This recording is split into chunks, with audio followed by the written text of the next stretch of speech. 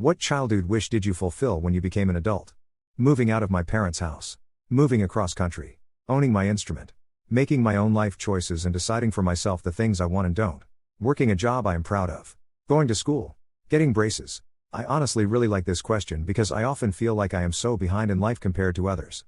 But when I remember where I came from and all of the things I've accomplished in the time frame I have done them in, I have done a lot with my life so far.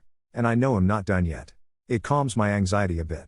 When I was little we had a field trip to this indoor city where everything was kid-sized and we all owned stores or had other jobs, and for a day we ran a little city. I had an art shop. I sat in it and made bracelets and little polymer clay knick-knacks all day.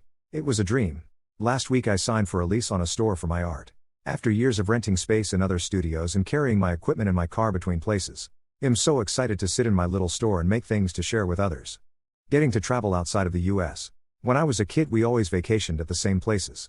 Usually Pigeon Forge in Tennessee or to Florida. I had always been so interested in other countries and their cultures. When I was in college I finally got to go to Mexico, and not Cancun, but Mexico City and a few other cities, which kicked off my love of travel, especially in Spanish-speaking countries. Now I've gotten to live in Argentina. And I've visited both Chile and Uruguay and also got to visit the Falkland Islands. This world is so big and amazing with so many interesting cultures and people. I'm glad I now have the ability to see some of it. What can women do to be allies to men? Treat individuals accordingly. Stop saying all is only a Sith Lord deals in absolutes. Idolize the decent men that honor and support and protect their fellow members of the human race.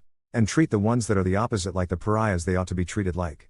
Support the ones that could use the support and stop praising the ones that don't deserve the support with affection and attention.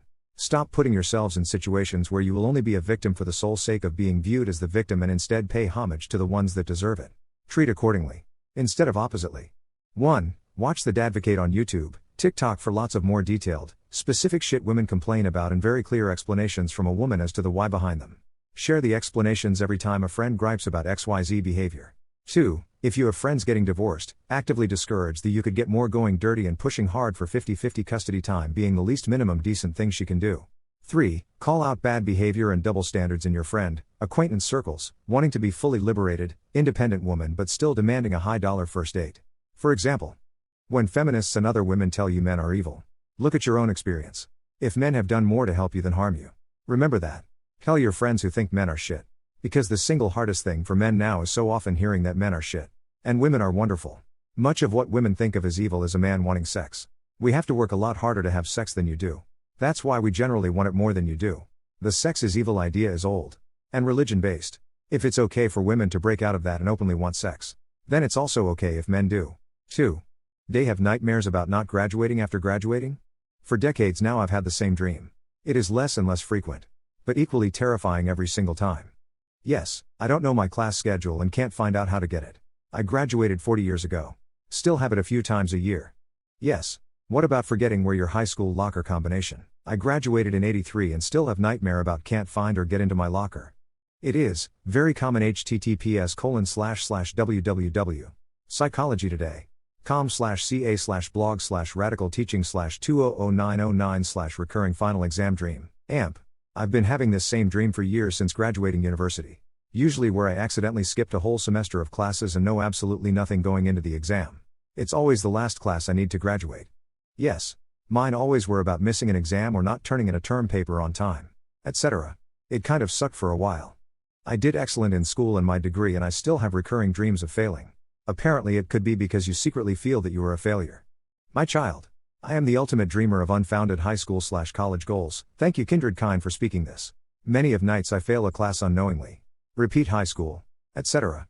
I'm 60. And for at least 10 or 15 years after graduation every September, I would have the same dream at least once. Some years 2 or 3 times. The dream, you ask? I'd dream I'd forgotten my locker combination and had to go to the office, and Mrs. B would give me hell because in the dream, it would be the 3rd or 4th time I'd forgotten. They feel like they experience failure and setbacks more often than everyone else? Yup. I feel similarly. Keep in mind that you're seeing everyone's highlight reel. So it's easy to think that A, they don't fail, and B, they don't work hard. Comparison is the thief of joy. Focus on competing only with your past self. And don't believe everything your mind tells you. Nah. But then again, I've always been a philosophical bitch. Have you ever heard of causal determinism? I'm not sure if this will help much up. But I think maybe focusing more on just positives when and as they happen will help a lot.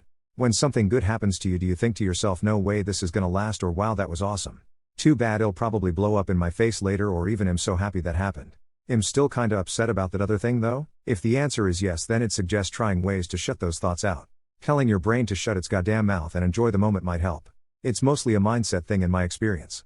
It might not work for you, but it's always worth trying out.